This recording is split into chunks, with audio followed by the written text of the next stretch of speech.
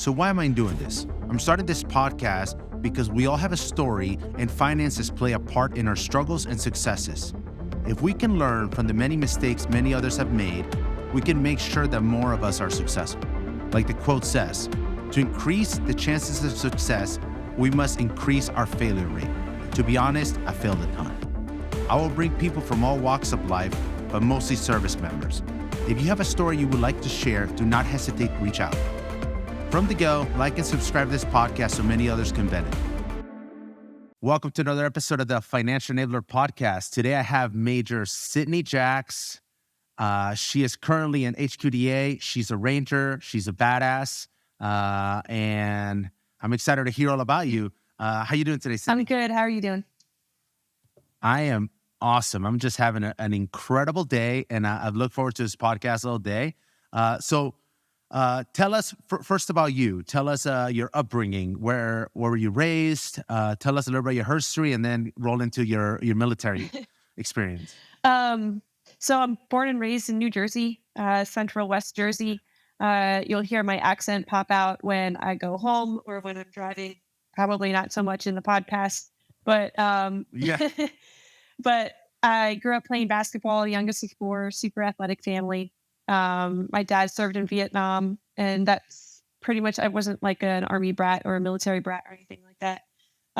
But that kind of laid a foundation of patriotism and just that mindset. And so I played basketball all through high school, got recruited to play basketball to the University of Scranton. That's where I found out about the ROTC scholarship, got a 4-year scholarship. So when I graduated, I commissioned into the Adjutant General branch with the U.S. Army. So I've been active duty since 2012. Awesome. I went to airborne school while I was a cadet, and so that kind of landed me at Fort Bragg, where I was a platoon leader there for about a couple of years, including my first deployment. And then I came back, was the Battalion S1 for 2nd Battalion, 325th Airborne Infantry Regiment in the 82nd. As the first female assigned to that UIC as their Battalion S1 for a couple of years, deployed with them to Mosul and Erbil in 2017 maybe. It was like over the new year. Wow. So that experience and serving there, working through that integration, learning the infantry culture, really motivated me to submit a packet for RASP to serve at the 75th Ranger Regiment, where I was hired. I went to RASP and filled the regimental S1 position, the brigade S1 position coming out of Captain's Career Course. So PCS to Fort Benning. About a few months into the job, went to Ranger School, completed that, and a couple more deployments with the 75th Ranger Regiment, working through some manning issues. It was a challenging time, but I'm definitely proud and honored to have served and worked for them and working through that manning stuff because they're very autonomous. So that was an amazing experience. And then I moved to Orlando, Florida to do a year-long training with industry assignment, working for Advent Health. Yeah, and learning software, learning their PeopleSoft HR software, where now I'm applying that, working for IPSE with HQDA G1 and designing the next release. So we just went live with kind of basic HR stuff. And I've been designing the next release, which is integrating all of Army pay, talent management, marketplace, stuff like that into the future releases of IPSE. That's incredible. And just because I'm trying to remember the time frame, the Mosul, that's when we did the push in Mosul. Yep. Right? So we replaced 2nd Brigade 101st, and we closed out like the second half of Mosul. Awesome. That's incredible. I had a few friends that were there at that time. So incredible time to go through that. And I think that I'm really glad you mentioned the time, the way that you explain your time as 75th Ranger for the manning issue, right? Because I remember, I don't remember where it was. I found this document, and it was like admin in conflict, so to speak. Yeah. And it just gave me a look into admin and manpower and what it's like to provide the adequate manpower for a unit that is dealing with combat. It's a incredible challenge. And can you speak a little bit about those challenges? What was it like? What is it? A shortage of people? Is it the right people? What was that like? So so up front, like that's my favorite part of AG is, Yeah. because you got to think like what the customer is going to see is the frustration of the paperwork and their personal stuff. Yeah. And that's it. That is obviously a huge part, is taking care of the soldier and figuring that out. And you can see the gratification right there as an S1. But what I love is that operational manning and the strength management, Hmm. and getting the unit ready for war, and then when you are deployed, managing the darkest part of it, which is the casualty operations and the strength operations, and doing casualty estimates, things like that. Where, and maybe that's like the growing up playing basketball with that coach mindset of like, what's the right team on the court at this time? If this Hmm. person's injured, who's the best sixth man, who's the best eighth man coming off the bench, and just that kind of mindset of coaching with the team. It's very similar Right. as the S1, looking at that manning and the strength of your unit. So with Yeah. with 75th, it's not necessarily that there is a lack of interest. If anything, especially with those combat arms MOSs, that's the team you want to get on. If you're not going to go through selection, you're not going to go to SF. Like that's kind of where you should want to go. So at least on the Right. officer side, it's not that difficult, to recruit and garner that interest early on in people's careers. It is kind of difficult in those support branches like AG, finance, um, and the warrant officer branches as well. It's kind of difficult to get them there. Um, because in our community, like in my branch, in my community, uh, I I wasn't really supported, when I Wow. talked to branch and was like, I'm gonna put a packet in for RASP. Um, that'll ruin your career. They're gonna just use you for profile buffing, stuff like that, or it's being judged because it's. I'm kind of saying like, no, you guys are kind of lame. I want to go do something hard. So Yeah. there is. I'm not saying that there was no support. Like, yes, there was a little bit of support, but I was surprised by the amount of like raised eyebrows or like scoffing at the interest in wanting to go do something difficult. And AG is not the only branch that's like that. So it's, I think for me going in and bringing that AG perspective, because I was the only AG officer in the entire 75th Ranger Regiment when I was there for a little bit. And so we got a couple more. And Wow. bringing that perspective of when it comes to recruiting those soft skill MOSs or there's non-infantry, non-combat arms, bringing that perspective, bringing that empathy of like, how do we connect to those people that aren't in the 11 series? How do we communicate to them the opportunities and the purpose that you feel serving somewhere like this? So that kind of, helped shift some of the communication methods as well. But from an Right. analytical standpoint, it was it was straight up making doing the number analysis of looking at the RASP 1, RASP 2 pipeline of not how do we change the standards, but how do we how do we approach this differently to try to get more non-11 series in? How do we prep them better to start out RASP 1? How do we find the right ones? And how do we get those MOSs that are at like 20-30% strength in the skill level 1, skill level 2? Because there were a lot of 11 series, private specialists filling those commo roles or filling those soft skill roles, which then you feel it twice as bad, um, for those Right. guys down at the line. So it was really looking at that RASP selection pipeline of, do we start more, just looking at like, who do we pull out of pre-RASP once they're ready at a certain metric with a higher percentage of them meeting the standards so that they can graduate and we can start getting these non 11 series in. Um, so just looking at it with that AG brain rather than the infantry brain sometimes of, you just got to find the people that can do it. And it's a little bit more than that. It's a math problem.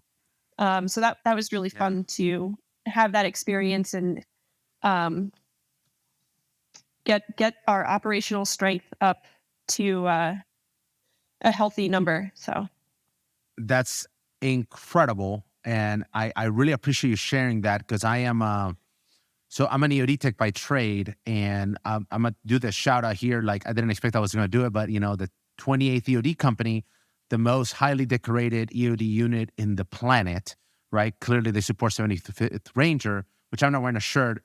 I'm wearing a shirt from the SEER guys in Buckley Air Force Base. But to that point, I'm an EOD tech. And when I went to MARSOC, we don't have to fit through the pipeline of our operators, the CSOs. Yeah. Because in reality, they don't need another CSO. They need an EOD tech. And I think that MARSOC, EOD, and I think our other skills, the SIGINTers, dogs, JTACs, we found a great way to okay, CSOs need to be this. We need to be this, but it just looks very different. What does it take to fill those roles? And, admin, finance, what's another, maintenance, right? Supply, all these jobs that need to be capable enough to do the task within an organization, but don't have to be the same. Yeah, 75th ain't like that. Like it's one. I It's know one that's what it standard. sounds like. Yeah, it's one standard. Doesn't matter what your age is. Doesn't matter what your gender is. Doesn't matter what your MOS is. And they take pride in that. And I appreciated that. Especially as a woman going there. So I was the second female to go through RAS 2. Right. And I appreciated that, because it was like, first off, I'm being hired because of my brain, and what I achieved with the White Falcons, and improving their HR, how I did, and fitting in physically with them. But physical standards, and it's a huge piece of 75th. So it doesn't matter. And that's also why it's kind of hard with the warrant officers, because they're older. Yeah, that happens to us too. What I meant is, physical standards aside, we look very different, and MARSOC is the same, this rucking standard, this swim standard, this physical fitness standard, everybody meets it. Oh, okay. But once you're in, once you cross the threshold, you don't have to look the same, even on paper, because you have a different skill. That's what I was getting at. I was thinking of groups and the support with the Maroon Berets versus the Green Berets. I was thinking about that. But okay. Yeah, so in MARSOC, within our enablers, there's 6 jobs. We have to meet all the same standards physically than the CSS, right? Ruck assist speed, run assist speed, whatever. But then once I'm in, I normally what I always told guys is you don't have to be the best shot, but you cannot be the last, right? So we had to fit in, because I'm hired to be an EOD tech. I need to keep these fellas alive, right? So that's kind of what I was getting at. But it's an incredible challenge to man people, man organizations adequately. It is. It's difficult, and So that's incredible. So going into a little bit to finance, and I'll think that I saw the post that you did today. It really hit home that why you and I have our platforms. Yes. Right? People are struggling, and whatever that may look like, we want to raise that bar. We want to improve their situation. And I say it in almost every podcast, right? And I'm used veteran suicide as the problem, right? It's veteran suicide is not because of combat. It's not because of bad leaders. It's not because of relationships. It's not because of finance. But when I clump it all together, you end up beat down, and life is very difficult. Lonely. So, and lonely, right? Like that study that just came out about loneliness, right? And you have a platform that focuses on certain things. I have mine that focuses on finance. But at the end of the day, we're talking about the same thing. We want our service members to live a better life, happier, with more smiles. And that's kind of where I think you and I realized that we merged, right? And while we might just continue on in different paths, that's where we merge. And I want to dive into that because, being a major, you have, certain level of income, right? But that doesn't mean that it's high or whatever. So I like starting early. What are your finance scripts that you remember in your environment? Like the rich are evil, money doesn't grow on trees, or anything that had a long-lasting effect. Your parents were too frugal, or they just blasted money, things like that. So I grew up in a pretty unstable financial home. Okay. And I saw the stress that it had on my dad. And Mm-hmm. so that, the fear of potentially losing your home, um, you know, it wasn't easy. And I also felt the guilt of being a child where my parents did everything they possibly could to give me everything. I like to get me on that team, to pay to go to the tournaments on the weekend, to pay for the teams I was on. So like, and I felt that guilt as a child, that I think is important. And just seeing how, seeing debt at an early age and the impact of that on my dad's health, and the influence of that on why he's probably, that's one of the major reasons probably why he passed away pretty early. Um, Wow. and so I think, and also the pressure of a stay at home mom, that be on a working father. So I think it's scripts wise, it's knowing what I don't want to go back to is Yeah. definitely one piece. And also the respect of having the respect on who is bringing in the money. And Yeah. like valuing the effort that it takes, like no matter what the level of income is appreciating it and not taking it for granted. And not taking Right. somebody for granted financially is a huge thing, especially for me as a woman, like to not take my partner um, for granted, for the money that they Yeah. contribute. So Right. Right. Especially since you are defined as a successful female. And, yeah, I was married before to a major, and I know the stressors that can yeah, cause. So that's incredible. And sorry for your loss of your father. Um, yeah. and it's not, go ahead. Go ahead. Go ahead. Especially like in those more traditional based relationships. Um, Money can be a huge stressor, and I grew up seeing that, and seeing the expectations of my mom. Like my mom, I love my mom, but like it was just a different time. So the expectations on the man, if you're talking about like that traditional type marriage and relationship, I saw the effect it had on my dad, and Yeah. I don't ever want to put that on my partner if I were to ever be at home. But yeah, Yeah. And you and I had a conversation before this about how I see that traditional role, and I think it's the first time I'm gonna put it out in the open that uh, it's a team yeah, effort, right? And I see, and I can never tell anybody how to run the hmm relationship. This is my perspective, and this is how I would run it if I asked my partner to be a stay-at-home wife. And it's that if I got paid $100,000, 50 is hers, because if she's making no income, like I have to pay for her to quote unquote keep the house together, hmm right? That's how I solve that problem in my brain. And it kind of takes away or puts the pressure. I don't know. I guess I'll figure it out on the man, because, I think the world has gone through this, men are bad. And now we're coming back to be like, oh man, we need to care for men. yeah, It's like, seriously, it's never going to be right. yeah, It's a constant pendulum swinging of what's right and wrong. And it's incredible, because I have no doubt that, your partner is, yeah, hardworking. I highly doubt that you married a bum, right? Or maybe he is. And if he is, cool, right? But I highly doubt that, yeah. right? And so he's contributing, even though you may be the breadwinner, the one that makes a higher income. Or is that the case in your relationship? So I'm previously married, and so Okay. I have a boyfriend now. But my ex husband and I, like, it's first off, he's a wonderful person, and I'm grateful for the relationship that I had with him.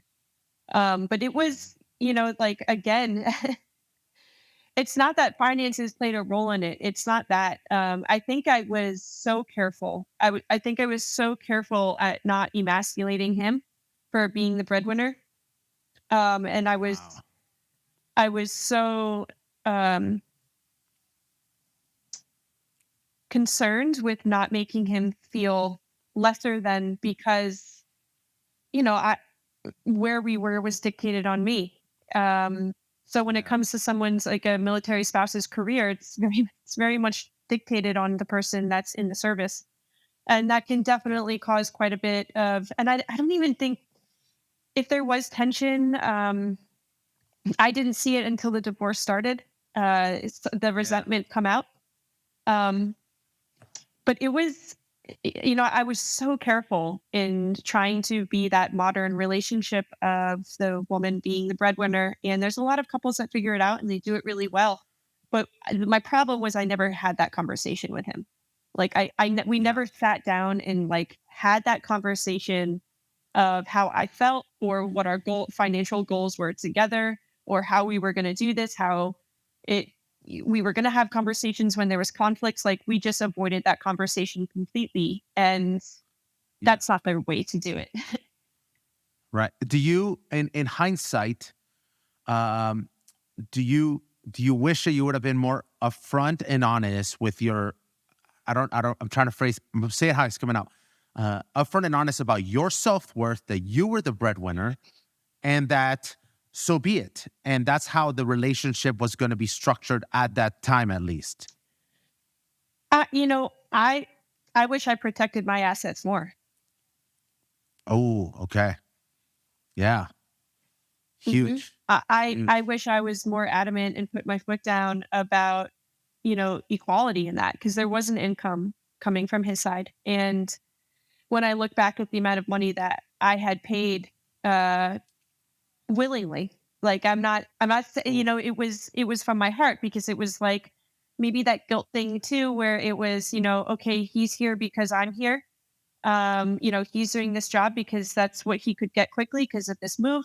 Or, and so I was more willing to pay the whole rent or pay because I had that steady um consistent income, and yeah.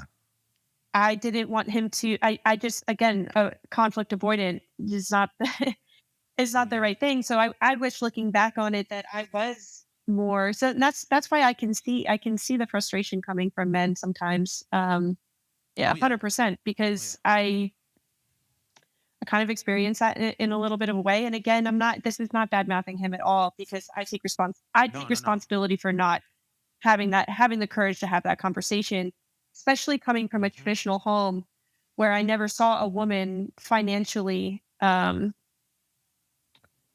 assertive. Right.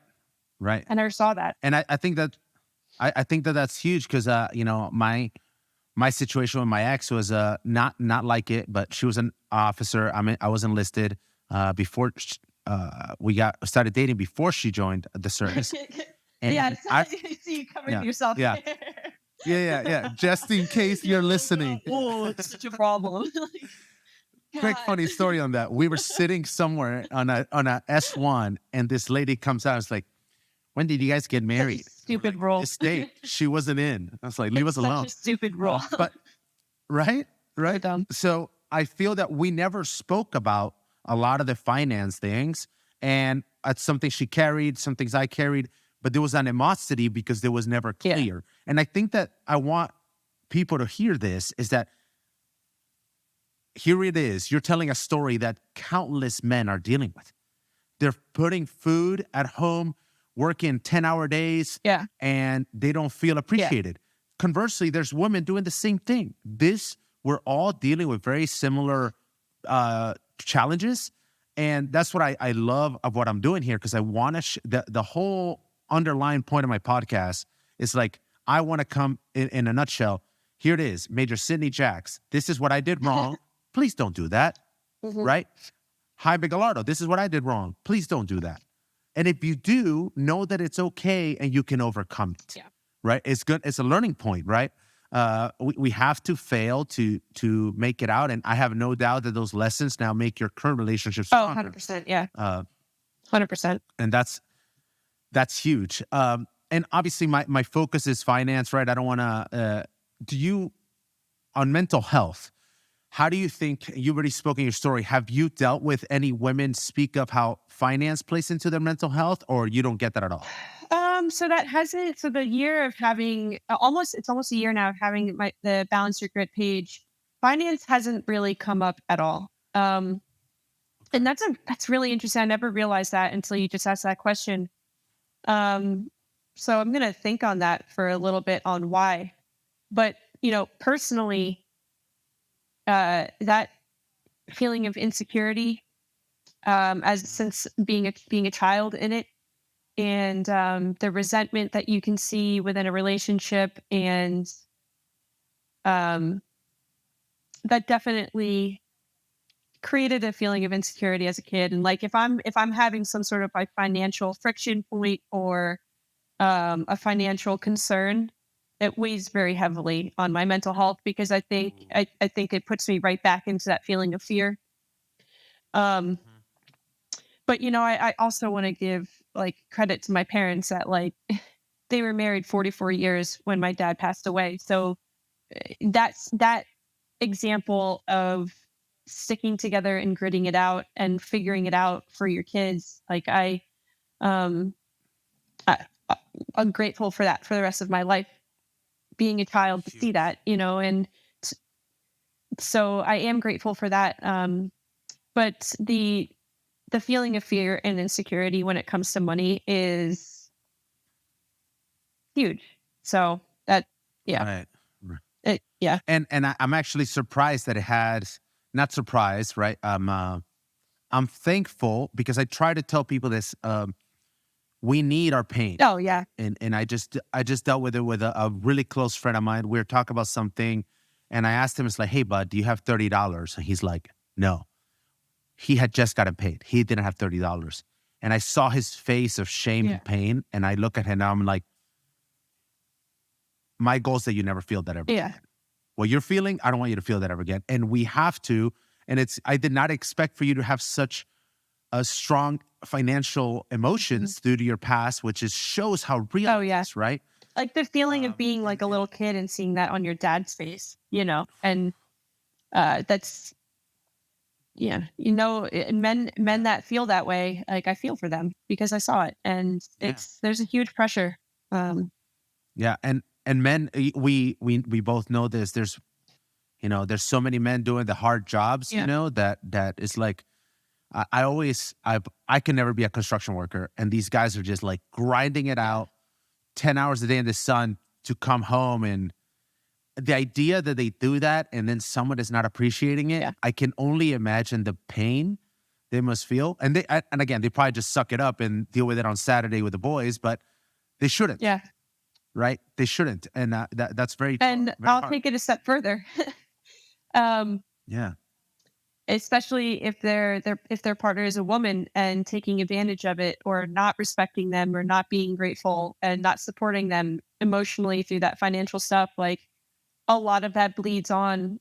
It bleeds over to resentment of women like myself that were not like that.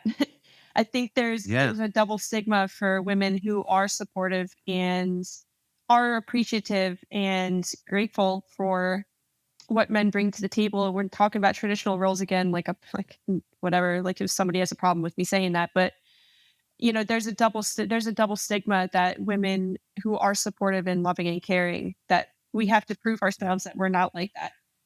Um, yeah, and that I think like especially going through Ranger School or going to 75th and doing stuff like that, where it's like I'm not here. Like there's a lot of women that experience that stigma in other ways other than financial stuff. That's like we're not here to take advantage of you or to use you or to make you feel lesser than. We're just here to do this job that you yeah, need us to do. Um, so yeah, like yeah, I mean, money runs the world. Money runs our security. You got to live. You got to have money to live. And it creates a huge stress that can bleed into so many other areas. yeah. And you're right, and that's why I'm on the theme, especially after my podcast with he's a Marine, the cognitive raider. That I, I, I'm here. I'm doing this for people's freedom, Yeah, right? Like freedom from debt, freedom from stress, freedom yeah, to live the life they want to live. But then I'll take it a step further, that the more financially secure people are, I'll make more lethal service yeah, members. Because I know for a fact right now, as we speak, there's a 20 something year old man or a 20 something year old woman in a combat zone, probably sitting on post and stressing is like, I have to pay these yeah, bills. And I'm like, I don't want that. I want service members to be able to be like, my finances are good. I'm going to go do the duties that my country asked me to do. Even if it's just in a training area, right? Like getting that phone call is like, honey, the house is flooded. That a man or a woman can say, don't worry about it. Just call the plumber. No big deal. Who cares if it costs $4,000? That position is it's a game changer. And I believe that just like you through mental health, we're making happier people. We're also making more lethal service members, which is the whole point why we exist, right? So that's huge. This is way better than what I thought it was going to be. It's like, it's so awesome when it just surpasses your You expectations. would have loved to be an S1 if you think this way. You think so? Yeah.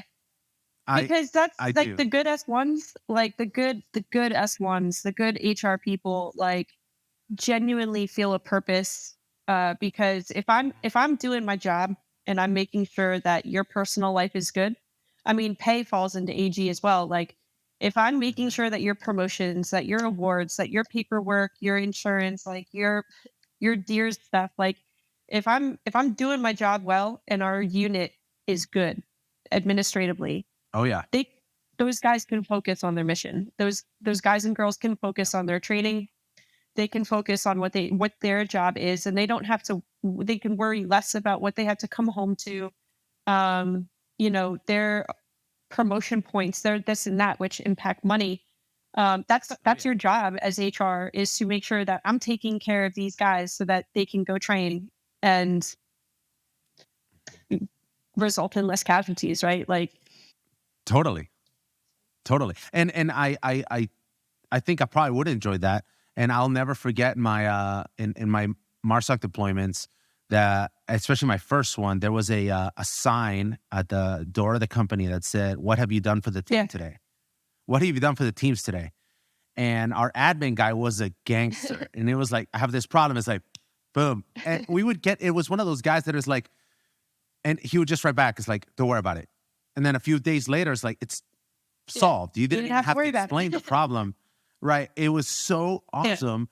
And there's the balancing act of the guy, the war fighter, the person doing the war and the person supporting the war, that you need both of them, right? So that you can continue to push that fight. And then, if admin didn't work right, then all of a sudden you're at a 20% casualty. People don't just show up. Right? Someone had to do all this legwork to make sure those people are good, to put them in a plane, to fly them there. It's an incredible machine that many people that are fighting the wars take for granted. And I'm really glad that you highlight that, because they deserve that voice. And there's admin kids right now who probably don't feel as proud as the Green Berets they're supporting. Or they might not feel their purpose. Because it's a super emotional, like, that's why we get shit on so much, is because it's such an emotional thing, because we're managing your people's personal stuff, like their personal lives, and it's a huge responsibility. And I think S1 should do a study, G1 should do a study, and then like surprise and delete all the jump pay from everybody. Oh God. It's like surprise and see what happens. People lose their minds. It's like, and then write the next email. It's only $150. Yeah. No, what are you tripping? People lose their minds if you deleted that. So that's huge. Oh man, this has been really good. So, in finance, did you feel that you've maximized your not re-enlistments, but do officers in the Army get bonuses? Okay, so no bonuses. Have you maximized your per diem, your hazardous duty pay, deployment pays, or is most of that gone? I think I've maximized it. I mean, I'm not a huge risk taker when it comes to money. And I think I need to learn that. That probably comes from my upbringing of not being too much of a risk taker when it comes to investments or things like that, like Bitcoin or, stuff like that, or just investments in general. Like, I just am not a risk taker with it. So I think, the fact that I am secure and I'm stable and I'm healthy, and that I, I'm nothing special when it comes to finances, but I think I've learned the hard way too, like especially my first 5-6 years of all of a sudden now I am getting paid. And now I do feel what this is like. And I had my little methods of how I would save and how I was figuring out how to, I was so excited to pay my first bills for some reason. I was like, this is Yeah. financial independence. Like, cool, I have a bill to pay. That's it. And so Yeah. I was pretty good there. And, again, I was the breadwinner of my relationship too, which kind of goes back to I wish I put my foot down more. That was a 9-year relationship that I paid for everything. So um, lessons learned for sure there. So now that I am where I am today as a major in DC, I'm much more responsible with that and learning how to take a little bit more of a risk once I'm ready to take a risk, I think. But I don't know if I'll And ever be a financial risk taker. so there's, I'll tell you a few things on that. Is that I'll share a few things. I don't want to tell you Mhm. anything. Is that I just finished this book, and in that, like the last post I did, the wealthy are infatuating with protecting their money. So they take very calculated Yeah. risks, right? So now I've figured out how to do that and share that with people. So I've learned all these tricks from, I'm very fortunate I've met some incredible wealthy people, men and women, and I can pass this on for the non-risk takers, Yeah. right? And I am not pro, I've taken my risks and I've, not all of them have worked out. But with that, I'm on this theme now that you want me to tell you something you've done that is way harder than becoming wealthy? What? Oh Ranger school. God. I don't want to go to Ranger school. Forget that. I can guarantee you that Ranger school is way harder than becoming wealthy, There's right? no That's a big financial risk. payoff from that. None, right? So that's kind of what I've been telling service members. I'm like, listen, you think getting wealthy is hard? Ranger school's hard. EOD school's hard. Combat is hard. Like, you've done all these hard things because you set your mind to it. Yeah. You woke up every morning and you were like, I'm going to be a Ranger. And I remember going to EOD school. I was like, this is my sole purpose in Yeah. life, is to make it and put this badge on my chest. And then if we grab that same energy, maybe not and not as much, right? We could just allocate some time throughout the day and like, I'm going to be wealthier, and you put it as part of your day, just like healthier or more fit, then we can all do it. We've already mastered the art of becoming successful, right? So now it's just, how do you transmutate, I think is the phrase, that energy into wealth, which is fascinating. And the book Think and Grow Rich mentions it all the time. So if there's a ton of ways to do it without taking risks, but yeah, you've definitely done way harder things. I'll tell you, I'll be the first one to say, I don't want to go to Ranger school. I don't want No to go thanks. either, but I did. I mean, I don't want to go back. No, I wanted to. I wanted to go and I went, but I don't want to. I would never want to do it Yeah, again. not No. again, not again.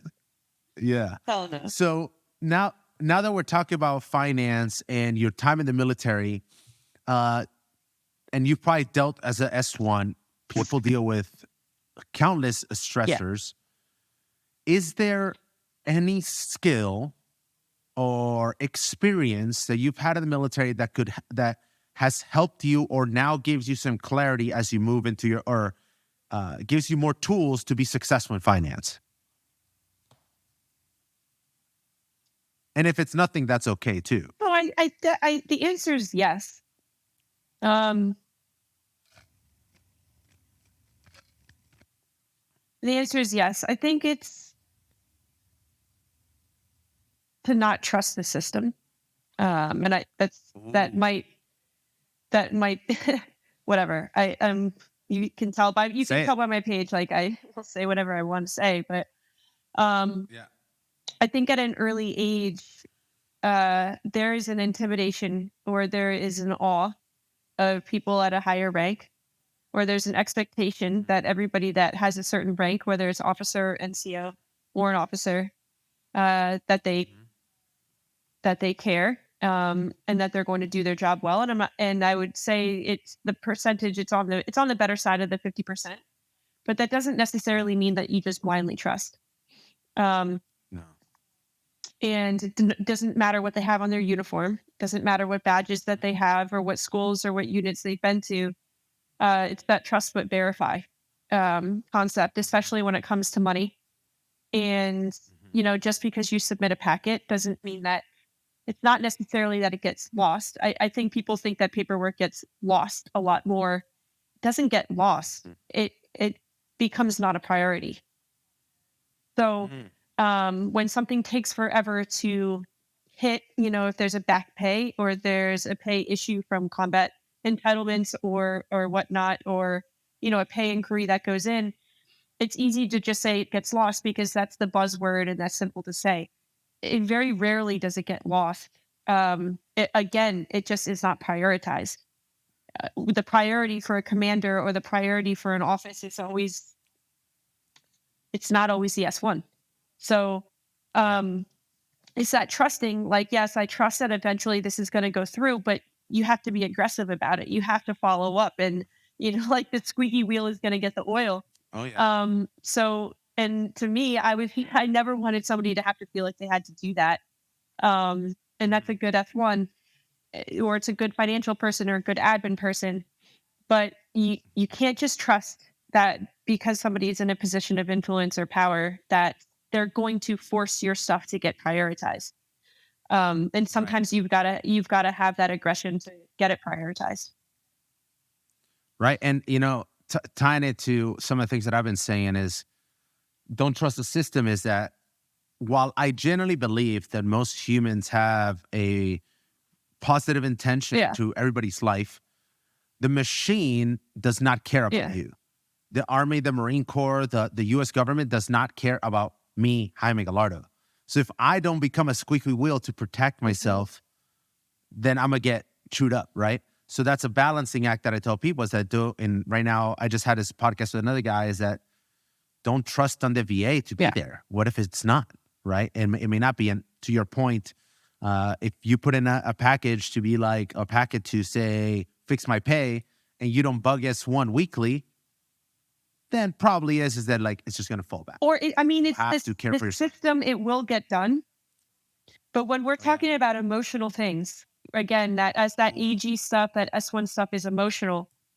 It's going to get done, but there's that expectation of like, oh, they're going to make this happen, and this is going to hit in 30 days, or this is going to hit in 15 days. Um, the system, again, if we're talking about a car and the S1 being a part of the engine, there's still the whole engine. There's still a bunch of other shit that has to get done. There's still a bunch of other paperwork Yeah. that's going across the commander's desk. There's still a bunch of other emergencies that are happening, and higher priorities. And eventually that paperwork is going to get there. But it's a matter of Mhm. like, be, what do I need to do to help facilitate this? Does this mean, Yeah. does this mean before I walk away, I ask, okay, can I have 10 minutes to sit down with you and make sure I filled this out the right way? Because, Yeah. okay, now that paperwork is going to sit in the office, and a week and a half later, it's going to get kicked back for a correction. When you could have Yeah. been diligent and aggressive and said, no, I want to sit here and make sure that I fill this out the right way and I have the right supporting documentation. It's really hard to, it's really easy to blame Oh, easy, very easy. the S1s you want instead of take ownership. And people miss that. And the other part, like you said, is so emotional. If I have a pay problem and I expect it to be done in 15 days, but at day 16, I'm going to NTC and then my wife is left without money, all of a sudden you just create a massive problem in your life because you didn't sit down and go line by line, which I default to. And this is something my mentor harps. It was like, I make no excuses. I take no excuses. Mhm. Right. So if you learn the system, and I learned this from my E9s, I was like, you submit a paperwork, make sure it's perfect. And it takes you 20 minutes to learn the system, to come back to the S1 and be like, hey, nerd, I filled it out right. Yeah. Here's the policy. And they're like, oh, dang. And that way you have a lot more firepower because, the military is the military. The competence level is so broad that if you're as good as you claim to be, then be as thorough as you claim to be. Yeah. And unless you share the emergency aspect, the tension aspect, like if there is a real problem, we're not going to look at it as, okay, this is a high priority thing that we've got to get pushed through. This is a standard piece of paperwork that's got to move. And that's such a touchy thing too, like going to your first art or going to your senior enlisted or, commander to make sure that they're putting the muscle behind a certain paperwork and, moving. But again, it's just like, just because you go and you submit something, or you do it standard way for the military, um, you got to put the extra effort in to make sure it Yeah. goes through Yeah. quickly. Totally Yeah. agree. I agree. So going back to your page, what led you to create Balance Your Grit? And yeah, first let's start with that. What led you to create it? So I I went from first female in the White Falcons to, second at regiment, first female with the tab and the scroll in the army, and Mhm. what it takes to do that, right? Like it takes quite a bit of grit and quite a bit of tolerance of shit. And that's not putting blast on the units I've been to. I love and extremely proud of the units, but there's a lot of noise and there was a lot of hate. There's a lot of pushback. There's a lot of distracting things that you also have to manage to continue to do your job well, and to Mhm. stay focused. And I don't think I didn't, by the end of my time at 75th, like I didn't realize the effect that it had on me and my own mental health until Mhm. I really needed help. And I left there very unhealthy. And nobody knew it was happening. I barely knew it was happening to myself. Um, but then once it became dark and once it became bad, like it was pretty bad. And so while I was on my training with industry, I went through a lot of therapy and I went through like a disordered eating program and stuff like that. And this was during COVID. So it came at a pretty good Mhm. time that I was isolated and I could just rest and I could just work on myself, um, not in uniform or anything. And so then I came up here to DC and I was like, okay, you know, yeah, this job is difficult, but I'm not working from before sunrise to after sunset. What am I doing with my time? My boyfriend had just picked up a contracting gig overseas, and I was like, okay, like I got time on my hands here. So I just started reaching out to other women. I put a post in the female ranger Facebook group and was like, hey, this is who I am. Like I hadn't been on social media because I couldn't be in USASOC. Mhm. So I'd never really been a part of a female group or anything like that because I just honestly I didn't believe in that at the time. Um, so I just put a post in the group and was like, "Hey, this is who I am. This is what I've done.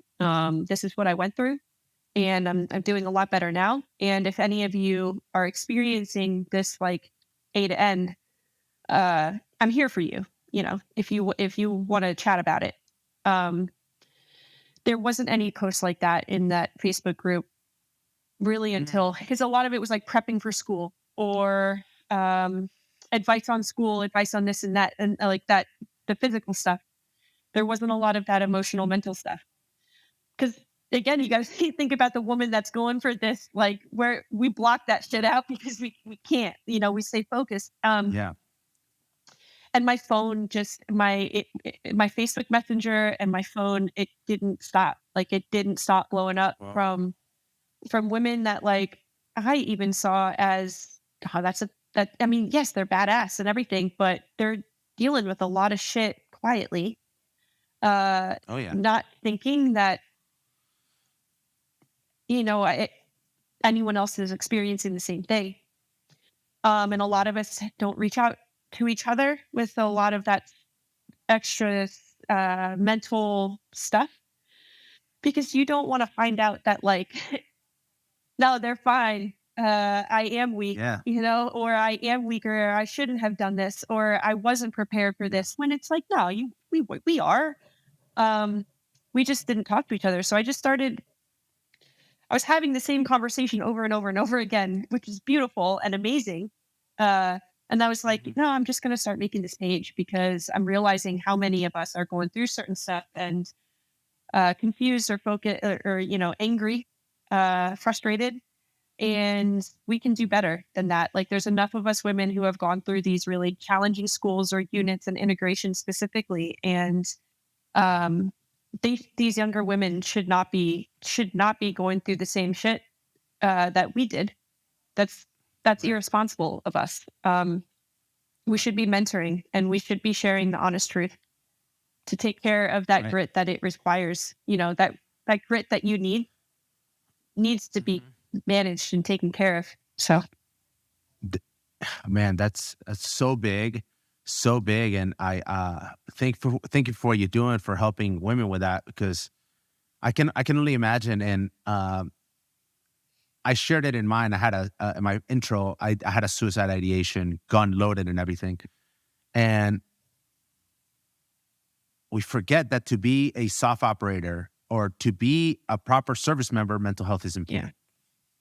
Go ahead, bury it all you want. You're going to end up on a wall Mhm. somewhere. You're going to end up a memory, and not remembered because you did something that you regret, or something you're going to fail yourself by going to Ranger and failing, or you're going to try out for something and not make it.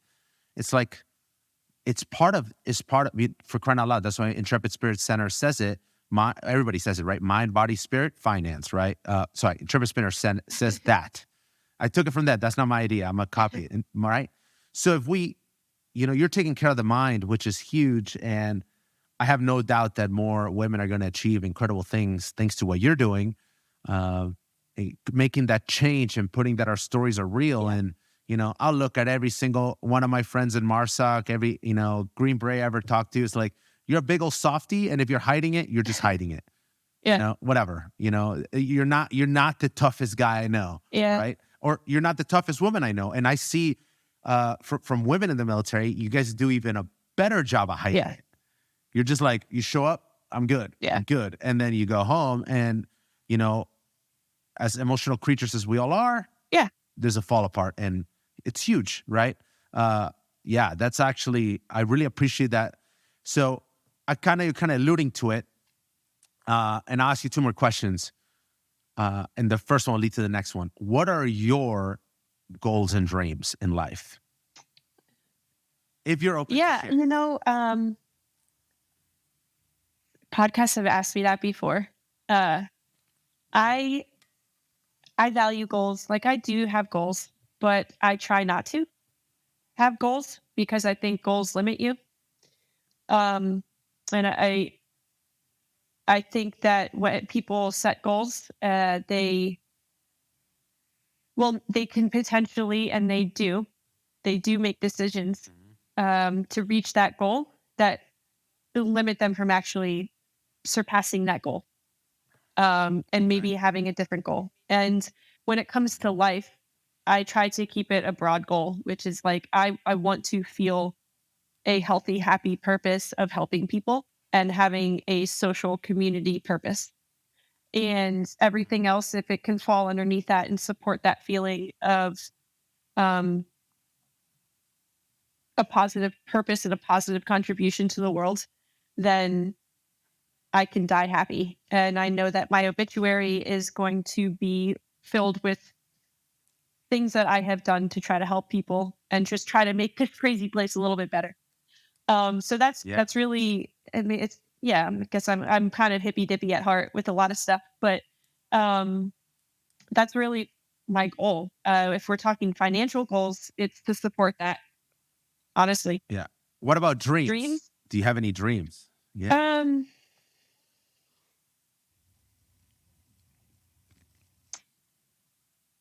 I don't think I have dreams. I don't think I have dreams. I think I have visions. Think I have visions of what I would like to achieve. I think I have visions of and when I say things that I would like to achieve, I think it's more of feelings I would like to feel. I think Ooh. it's impacts I would like to have. I think it's courageous things like speaking up and speaking out, or being vulnerable, or things that are kind of like more socially rebellious. Um, Yeah, yeah, yeah. I think I have visions of that. And it's balancing that with patience is really important to me. So I don't think they're necessarily dreams, because I don't want them to be fleeting. Like, I don't want it to be like I woke up and I don't remember my dream or stuff like that. To me, it's more like, I want to be awake. I want to be focused on this. I want this to be a fucking vision that, like, Yeah. I'm going to make this happen. That was Yeah. Ranger School for me, right? That was RASP. I mean, first up, it was RASP. before Ranger School. It wasn't like I have a dream of wearing that tan beret. It was like I see that happening, and nothing is going like I'm going to make this happen. And it wasn't a goal to me. It wasn't a dream. It wasn't a goal. It was I'm going to make this happen. And my goal, like my vision, is to be a fantastic RS1 and do my job really well and like be an RS1 that like brings credit and respect back into that AG community in that unit. Um, Not necessarily a goal of like, I want to pass Ranger School. It's like, yes. Yeah. So I think that we both said I see dreams as you see Yeah. visions, and I'll share something with you. Have you ever heard of Ed Milet? No. So Ed Milet says this thing. He's a positive speaker. He's top 50 wealthiest people in America. He says that imagine whatever vision, dream you have. Let's say money, this lifestyle, this goal, whatever. We don't really want those things. We want the feelings that we get from experiencing that, right? Like I don't really want $1 million. I want the feeling I get from that. Like I don't really want to travel the world. The feeling that I get from that is what I want, right? So I think that and again, when I capture that, because this is what I try to tell a lot of people is like this whole, like going back to a book I've said already, Think and Grow Rich, you could put Think and Grow Successful, Think and Grow, insert whatever, it applies all the same. Secure. Which is huge. Security. Right, like Think and Grow Secure. It's right. all forms of security, I think, is that vision is like financial security, emotional security, just health security, like not having to rely on pills, like being secure and independent and not saying pills, I'm not saying I abuse pills, but more of like not having to rely on medication, not having to rely on antidepressants. Like, what am I doing to not have to be on that? I figured that's what you meant, right? Because the military. Nothing against, people that are struggling with addiction, but they need to take him, right? I'm all about it. Just don't abuse him, right? So you kind of alluded to it, but with that vision, what effect do you want to have on the world? Like, what do you say? Like, this is like balance your grits end goal. This is Sidney Jacques' end goal. If there's anything different from balance your grit.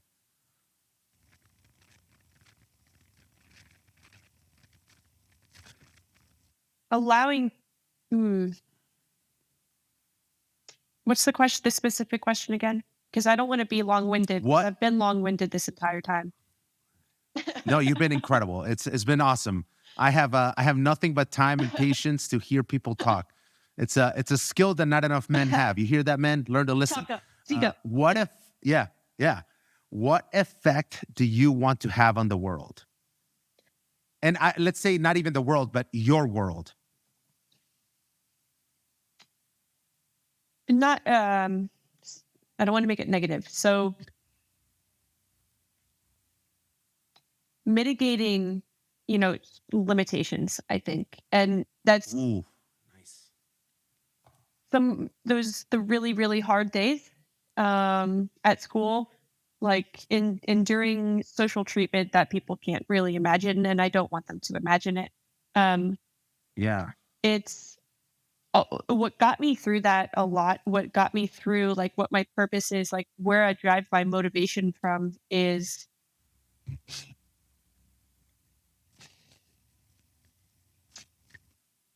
like there's so many people that rule themselves out, and they fall for that limitation. They fall for that social limitation of I can't do that, or I'm not the right person for that, or my background or where I come from or how I look physically, how I look, I'm not strong enough to do that, and I can't, and they self rule themselves. They fail themselves before they could even fail a school. And I wanted to represent, like, you can take a risk and you can go for this, and you can succeed in it. And that's what I'm doing with Balance Your Grit right now, like with that page and wherever that goes is, I'm pissing a lot of people off with it and I'm annoying a lot of people with it. And I'm getting a reputation, I'm sure, from people that are like, you shouldn't be saying this stuff, or you shouldn't be this vulnerable, and oh, you're a major, and you shouldn't be blah blah blah blah blah. And it's like, you know what? I know this is good. Like the women that I have helped in the most fucked up situations and helped them navigate that instead of having to figure it out on their own. Um, Yeah. no, like I'm showing that yeah, you can be honest and you can speak up and you can put yourself out there and it can result in good. And that it's grown from what I physically wanted to achieve on those harder days at school or RASPER in those units in the 82nd and in USASOC. Like it's transferred now over into this page where it's you can criticize me as much as you want, but I'm not Yeah. going to limit myself to your criticism or because it makes you uncomfortable because I know what I'm doing is for good and I know it's for a purpose and I know it's helping people and you can't stop that. Like you can't stop me. No. Um and I want to represent that to like those younger kids, men, women, doesn't matter. Like doesn't matter to me, but just representing that. And like you said, like you were saying earlier, don't self-select, right? We say that in soft all the time. Don't self-select. And if you got to reach out for help, reach out. And I really appreciate that because I have no doubt that there's a guy right now that is going to listen to this podcast and is going to be like, I need to reach out to somebody. It may be you, it may not be you, but they're also dealing with their dramas. And there's plenty of stories of young men going through selections in schools and be like, I'm dealing with whatever, I'm quitting. When they could have just reached out, talked about it, get the help, and continue. You can overcome that moment of it's too hard. So don't self-select. And if you're gonna die under the rug, that's probably better, right? In many ways, just fine. Because So that's huge. I really talked about it on the phone where it's like the number of times you probably get this too. It's the most frequent thing that I get from my page is I had no idea that so many other people felt this, or I had no idea that you experienced this too. I thought I was the only one, or I thought that this was not so common. And it's like, if people, all you got to do is just reach out and talk to somebody, and you're going to realize that what you're suffering with is way more common, and it's not unique to you. And other people have pursued and found their way on the other side of it, and they want to help you. Yeah. And I think we're in a world where people feel so alone and they don't realize that so many other people are experiencing the same stuff. So, yeah, I got really excited because I thought of an analogy. I love analogies. That makes sense to me. It's necessary for my brain. It's like what you're talking about, and you're right. In finance and whatever, it's like we've all dug our fighting position and we like peek out of it and we see nobody. But it's only the fog. But there's literally another fighting position that looks exactly the same, like 2 feet next to you. You just can't see it. And there's like millions. Yeah. And if we just like cleared this fog, you would realize, oh, I'm not alone. This is going to be easy, right? It's going to be easy. And there's hundreds of people that have done it, that we've overcome whatever, insert X challenge. Wow. Sidney, thank you so much. This was awesome. This is great. I really appreciate your time. Yeah, it's a pleasure. And an honor because I was looking for women that could leave a positive impact. Like I said, I don't want to be a page that only talks to soft guys. Not at all. Far from that. I want to talk to all service members. And I'll say this. Hopefully, she hears it. I sent a message to a female submariner that's an astronaut, and I was like, please read this. I want to interview you. You're badass, And because we all have stories, right? Like, and I want to capture that. And here we thought, even our first conversations, like you probably are thinking, what do I have to say about money? And here you were, a ton to say about money, a ton of experience that men and women are feeling the same things. Yeah. They saw their fathers deal with that, their mothers deal with that, and you're not alone. And we can overcome all this. So I'm really thankful for your time.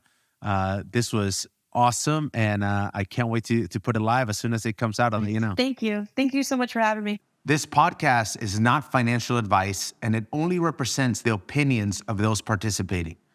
Our goal is to get you to your version of financial independence. Please follow and like on every platform.